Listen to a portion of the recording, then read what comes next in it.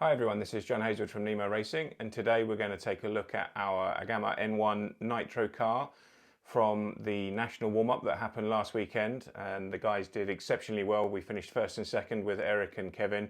The cars looked absolutely fantastic on track, so I thought I'd do a quick video review of where the guys are on their setups at the moment.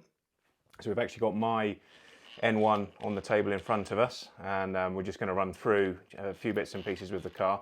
We'll start with the differentials. At the moment the guys are running 20,000 in all three diffs, which is fairly unusual. They're finding very good lap time with that.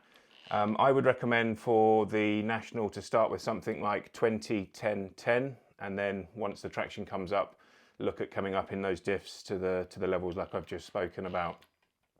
In terms of the shocks, we're running the kit pistons, and with oils 50 front, 60 rear. That's a really good start, and then again we can tune the car dependent on the traction levels at the time. So kit piston 50 front, 60 rear. Shock spring, the guys are running orange front, which is the kit spring, and the red optional hard rear spring. So I would recommend you do the same as that. And then I'm just going to defer to our setup sheet. This is going to be listed at the end of the video as well, so you can pause the video and you can see everything on there. But in terms of like cambers, for example, with Eric, he's running -1 on the front and -2 on the rear. I tend to run a little bit more than that, just to make the car a little bit easier to drive. And then in terms of pill positions, if we go to the A block, we are big dot up on the front and then center on the rear. And then on the C block, we are, let's just double check.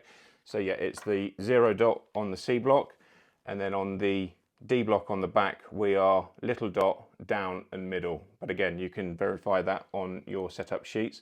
So that's basically running a little bit more anti-squat than we normally have. We found in testing that's worked really well, and something again I think we'd recommend that you do.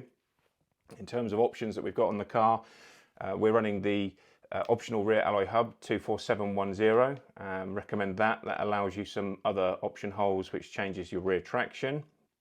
So that's worth running.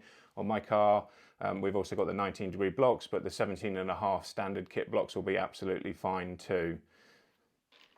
So let's go back to the setup sheet. So in terms of roll bars, we recommend that you'll be running 2.8 front and rear, and mid wheelbase on your rear hub. Rear hub to go to mid wheelbase.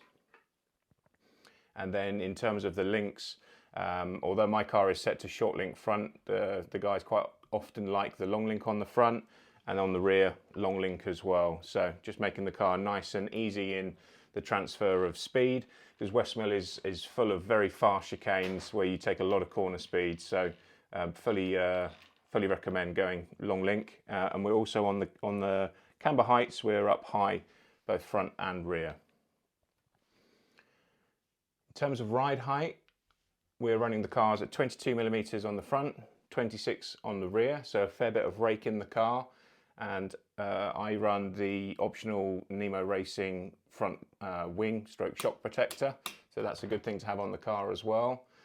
But other than that, pretty much it's box stock kits that we run, which is fantastic. And so yeah, take a look at the setup sheet at the end of this video. Any questions, pop them in the comments, and we'll come back with some more feedback for you. And we're very much looking forward to the national, which is not this weekend but the following weekend. I'm going to do another video a little bit later on detailing tyre choices and what we're running. We've got some really good ones in our options that we have. Blue Dash is what's here on the table, but we'll do another video looking at tyre options and our recommendations for the national. And I look forward to seeing you trackside very soon.